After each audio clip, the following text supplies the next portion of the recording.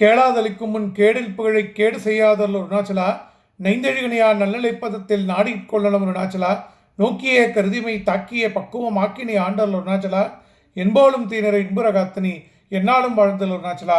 ஓம் நமோ பகவதே ஸ்ரீரமணாய. இப்போது இந்த நான்யார் விசாரம் அப்படிங்கிறதுல ரமண மகரிஷி நமக்கு தெரியும் ஆத்ம விசாரத்தை நன்னா சொன்னார் இந்த நான்யார் புஸ்தகம். இந்த நான்யார் விசாரத்தை தவிர அதுக்கு முன்னவே விசார சங்கிரகம் அப்படின்னு ஒன்றை பகவான் சொல்லியிருக்கார். அதாவது என்னென்னா விசாரமணி மாலை அப்படின்னு சொல்லப்படுற ஒரு கிரந்தம். அதை பற்றி கம்பீரம் சேஷையர் கேட்கும் பொழுதோ அதுக்கு விசார சங்கிரகம்னு ஆன்சர் பண்ணியிருக்கார் பகவான். இந்த விசார சங்கிரகம் ராஜயோகத்தை ஃபாலோ பண்ணுறவாளுக்கு ரொம்ப விசேஷமாக தேவைப்படுறது. ஏன்னா இதில் கம்பீரம் சேஷையரோட கொஸ்டின்ஸ் அப்படி பகவானை விடாமல் மடக்கிறாருன்னு கூட சொல்லலாம்.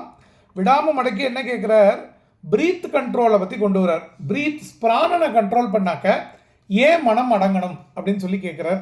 பகவான் ஆன்சர் பண்ணுறார், பிராணந்தான் என்ன, இந்த பிராணந்தான் மனசு எங்கே ஆரிஜின் ஆகுதோ அங்கே ஆரிஜின் ஆகி வெளில வருது. அதோட ஸ்துலமான வடிவம் தான் பிரீத். பிராணனோட பிராணன் அபானன் வியானன் சமானன் உதானன் அப்படின்லாம் இருக்கிறச்ச அந்த பிராணனோட அந்த கான்க்ரீட் ஃபார்ம் அதுதான் பிரீத்து. ஸோ அந்த பிரீத்தை கண்ட்ரோல் பண்ணாக்க மைண்டு கண்ட்ரோல் ஆகும், மைண்டை கண்ட்ரோல் பண்ணால் பிரீத் கண்ட்ரோல் ஆகும் அப்படின்னு சொல்லி பகவான் எக்ஸ்ப்ளனேஷன் கொடுக்குறார். இதில் இன்னும் டீப்பாக போகும்பொழுது தான் அஷ்டாங்க யோகத்தில் முக்கியமாக கேவல கும்பகம் அப்படிங்கிற ஒரு ஸ்திதியை பற்றிலாம் பகவான் பேசுகிறார். அதெல்லாத்தையும் நான் விவரிக்க விரும்பலை. என்ன ரீசன் அப்படின்னாக்க, முதல் ரீசன் நமக்கு தெரியாது. இன்னொன்று நம்ம தெரிஞ்சு இந்த புஸ்தகத்தில் படித்து பண்ண முடியாது. அதை இப்போ ஆத்ம விசாரம்ங்கிறத புஸ்தகத்தில் படித்து பண்ணிடலாம். ஏன்னா பகவானோட தீட்சை இனிஷியேஷன் இந்த ஆத்ம விசாரத்துக்கு இதில் இருக்குது.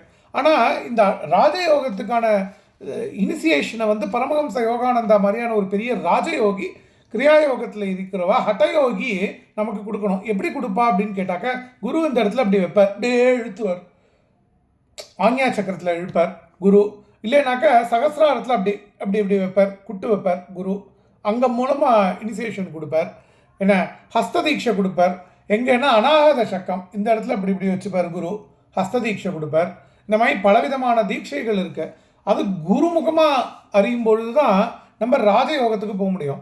அப்போது ராஜயோகத்தில் தான் இந்த குண்டலினிங்கிறதுல இந்த 6 சக்கரங்கள் மூலாதாரம் புஜாரூடா சுவாதிஷ்டானம் புஜகதா அப்படிலாம் வருது இல்லையா.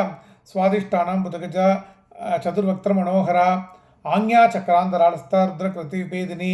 அதுக்கப்புறம் அநாகதா அப்படின்னு ஒரு அநாகத சக்கரம் அது வருது. அதுக்கப்புறம் மணிப்பூரக சக்கரம் வருது. கண்டம் மணிப்பூராப்ஜரிதா விஷ்ணு கிருந்தி விபேதினி. இங்கே விஷ்ணு மணிப்பூராந்தரிதா ஆக்ஞா சக்கரம் ருத்ர கிருந்தி விபேதினி. சகசிராதாம் புதாருடா சுதாசாராபிவர்ஷினி சுதாசாகரமாக வருது. சுதாசிவன் அங்கே இருக்கார். அந்த மாதிரிலாம் அந்த 6 சக்கரமும் ஆக்டிவேட் ஆகி அது போகிறது ஒரு குருமுகமாக நம்ம பண்ணுறதுக்கு குவாலிஃபைடு குரு வேணும். அப்போது விசார சங்கிரகம் கம்பீரம் சேஷையர் இந்த ஆசனத்தை பற்றியே எடுத்துக்கோங்களேன். ஆசனத்தை பற்றி கேட்கும்போது பகவான் சொல்கிற சிம்ஹம் பத்ரம் பத்மம் சித்தம் அப்படின்லாம் சொல்லிவிட்டு, நான் எந்த ஆசனத்தில் இருக்கேன்னு இன்னொரு இடத்துல சொல்கிறார். இந்த கான்டெக்ட்ல நான் சுகாசனத்தில் இருக்கேன் அப்படின்னு சொல்லி அவர் சொல்கிறார். அதே மாதிரியே பிராணாயாமத்தில் ரேச்சகத்திலே கேவல கும்பகம் பூரகம் எல்லாத்தையுமே பகவான் ரொம்ப டீட்டெயில்டாக அவருக்கு சொல்கிறார்.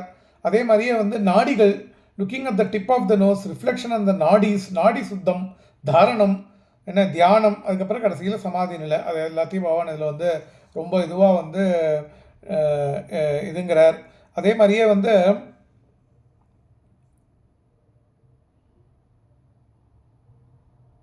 பிரக்யம், அதாவது 3 விதமான சரீரத்தை பற்றி பகவான் இதில் கொஞ்சம் டீட்டெயிலாக பேசுகிறார். ஒன்று என்னென்னா காரண சரீரம், இன்னொன்று சூக்ஷ்ம சரீரம், 3வது தான் ஸ்தூல சரீரம். இந்த ஸ்தூல சரீரம் தான் நமக்கு இருக்கிற ஒரே குழு. இப்போ சாப்பாடு, இந்த உடம்புக்கு என்ன தெரியும், சாப்பாடு நல்லா ஜீரணமாகுது. அப்போ அந்த ஜீரணமாக சாப்பாட்டிலேருந்து நம்ம மைண்டு அந்த குவாலிட்டிஸை அப்சர்வ் பண்ணி உள்ளே வச்சுக்கிறது. இப்போது இந்த சாப்பாட்டை பேஸ் பண்ணி ஒரு பிரதிபிம்பம் மாதிரி ஒரு ப்ளூ பிரிண்ட் மாதிரி ஏற்படுத்தினாக்க சூக்ஷ்ம சரீரம். இப்போ இந்த ஸ்தூலமான சரீரம் உடஞ்சி போயிடுத்துன்னா இந்த ஜீவன் இந்த சூக்ஷ்ம சரீரம் எப்படி இருக்கோ இந்த சாப்பாட்டினாலான சூக்ஷ்ம சரீரத்தை எடுத்துட்டு பிரயாணம் பண்ணுறது. இது சாப்பாடு மாத்திரமான இல்லைன்னு சொன்னார். ஏன்னா அதில் ஜபம், இது நான் சொல்கிறேன், பகவான் சொல்லலை. ஜபம் ஜபம் பண்ணுறோம். நம்ம ஜபம் பண்ணும் பொழுதோ அந்த பிராணனை வந்து நம்ம போஷிக்கிறோம். சுவாமிக்கு அன்னம் படைச்சிட்டு நம்ம உண்றோம். அப்போ என்ன ஆகுதுன்னா அந்த அன்னத்துக்கு வந்து சுத்தி ஏற்படுறது. அந்த சுத்தியை சாப்பிடும்போது சூக்ஷ்ம சரீரம் நமக்குள்ளே இருக்கிற சூக்ஷ்ம சரீரத்துக்கு சுத்தி ஆறுது. கிருஷ்ணார்ப்பணம் அப்படின்னு சொல்லும் பொழுதோ அந்த கோவிந்தான்னு ஒரு சொல்லுவா, ஒரு இது மாதிரி இருக்கும். அந்த காயை வருஷத்துக்கு ஒரு தடவை சாப்பிட்டுட்டு கோவிந்தான்னு சொல்லி சாப்பிட்டாக்கா அது உள்ளே போய் கோவிந்தா கோவிந்தா கோவிந்தா கோவிந்தா கோவிந்தா கோவிந்தா கோவிந்தா கோவிந்தா கோவிந்தா கோவிந்தா கோவிந்தானா என்ன திரும்ப வராது மோட்சம்னு அர்த்தம். அந்த மாதிரி ஒரு இருக்குது. அதுக்கு பேர் நான் 100 வீடியோவில் சொல்கிறேன். எதுக்கு சொல்ல வரேன், இந்த ஸ்துல சரீரம் தான் எல்லாத்துக்கும் ஆதாரம். அதனால தான் அன்னமய கோஷத்துக்கு நம்ம ரொம்ப பிரமாணமாக தைத்திரிய உபனிஷத்தில் அதுலேருந்து ஆரம்பித்த அகமன்னம் மகமன்னம் மகமன்னாதோ நம்ம சாப்பிட்ற பொருளாகவே நம்ம ஆயிடுறோம். அப்போ பிஸ்கெட் சாப்பிட்றோன்னா பிஸ்கெட்டாக ஆகிடுறோம். அதனால தான் வந்து சாப்பாட்டில் சுத்தி இருக்கணும் அப்படின்னு சொல்லியிருக்கு. அப்போ அந்த அன்ன சுத்தியிலேருந்து ஆரம்பித்து இந்த சூக்ஷ்ம சரீரத்தை ஜபத்தால் தியானத்தால் சுத்தி பண்ணி சூக்ஷ்ம சரீரம் காரண சரீரத்தில் ஸ்லீப்ஸில் ஒடுங்கிறது ஸ்லீப்பில். அப்போ அந்த ஸ்லீப் ஸ்டேட்லேருந்து துரியாதீதமாக இந்த 3 நிலையையும் பார்க்குற அந்த சமாதி நிலையே சாதுக்கு அடையிறான். அதுக்கெல்லாம் வந்து பகவான் இதில் வந்து எலாபரேட் பண்ணியிருக்கார். இது என்னென்னா 2-3 வெர்ஷன்ஸ் இருக்குதுன்னு நினைக்கிறேன். நான் வச்சுட்டு இருக்கிறது translated from the original Tamil by TMP Mahadevan. இந்த மகாதேவன் யார் அப்படிங்கிறத பற்றி இன்னொரு நாள் நம்ம பேசலாம். எதுக்கு இதெல்லாம் சொல்ல வரேன் அப்படின்னாக்கா, நம்ம பகவான் வந்து அவருக்கு வந்து ஏற்கனவே பிரணவா பாடி அப்படின்லாம் இருந்தது. அதை பற்றி குஞ்சு சுவாமிகள்லாம் கூட சொல்லியிருக்கார் ரொம்ப விசேஷமாக. ஆனால் பகவான் இதெல்லாம் நம்ம பர்டிகுலராக கேட்டால் தான் சொல்லுவாரே தவிர இந்த விசார சங்கிரகம்லாம் நீ யாருன்னு பார்ப்பா அப்படின்னு தான் சொல்லுவார். அதுக்கு ரொம்ப சிம்பிள். அது எப்போ வேணாலும் யார் வேணாலும் பஸ்ஸில் உட்காந்துன்னு பண்ணலாம். ஸோ பிராணாயாமம் மாதிரி இப்படி ஸ்ட்ரைட்டாக உட்காந்துட்டு அந்த ஸ்பைன்லாம் அப்படி நேராக போகணும். முதல்ல நேராக உட்காரணும். இப்படிலாம் உட்காந்துட்டு இருக்கிறவாலாம் கண்டிப்பாக ராஜயோகத்துக்கு அதிகாரியே கிடையாது. இப்படி விட்டல்தாஸ் மகாராஜ் இருக்கார், பஜனை பண்ணுவார், பக்தி மார்க்கம் தானே. நீங்கள் பாருங்கள், அவரை பற்றி சொல்லியே ஆகணும். எந்த லெக்சரையும் நான் கவனித்து பார்த்துருக்கேன். 1-2 லெக்சரை நான் பார்த்துட்டு சொல்லலை.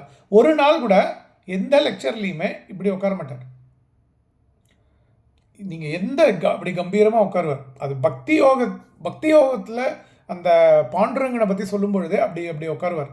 அப்போ அது வந்து பேசிக் அது. அப்போ அது மாதிரி அந்த மாதிரி ஆசன நியமங்கள்லாம் ராஜயோகத்தில் ஜாஸ்தி. நாமஜபத்தை எப்படி வேணாலும் சொல்லலாம் அப்படி தான் சொல்லியிருக்கேன். பட் அதுக்கே அப்படி அவர் நியமமாக அப்படி உட்கார்றாருன்னா ராஜயோகத்துக்கு நம்ம எவ்வளோ பிரயாசப்படணும் அப்படின்னு சொல்லி நம்ம வந்து யோசித்து பார்க்கணும். அதனால் நம்ம பகவானோட நான்யாரை கெட்டியாக பிடிச்சிப்போம். இந்த விசார சங்கிரகமில் இந்த புக்கில் இது இல்லை. ஃபஸ்ட்டு 2 கேள்வியில் பகவான் என்ன ஆன்சர் பண்ணிட்டார். அது டேவிட் காட்மன் தான் சொல்லுவார். லீவிங் த காப்ஸ் லைக் பாடி ஆஸ் காப்ஸ். பிணமாக போகிற உடம்பை பிணமாகவே கருதி என்ன இப்பொழுது நான் என்று உதிப்பது எது என்று கவனமாக நோக்கில் அது அங்கே போய் முடியும் அப்படின்லாம் ரொம்ப பகவான் அற்புதமாக அதுலேயே உங்களுக்கு வந்து முதல்ல கொடுத்துட்டார். அதுக்கப்புறம் தான் சிவபிரகாசம் பிள்ளை குகை நம சிவாயர் கோவிலில் போய் ஸ்லேட்டில் எழுதி வாங்கினது நான்யார். இதை இன்னும் பார்ப்போம் அடுத்தடுத்ததில். இப்போ அருணாச்சல பஞ்சரத்னத்துலேருந்து ஒரு 2-3 ஸ்டான்ஸாக பார்த்துட்டு பூர்த்தி பண்ணிக்கலாம்.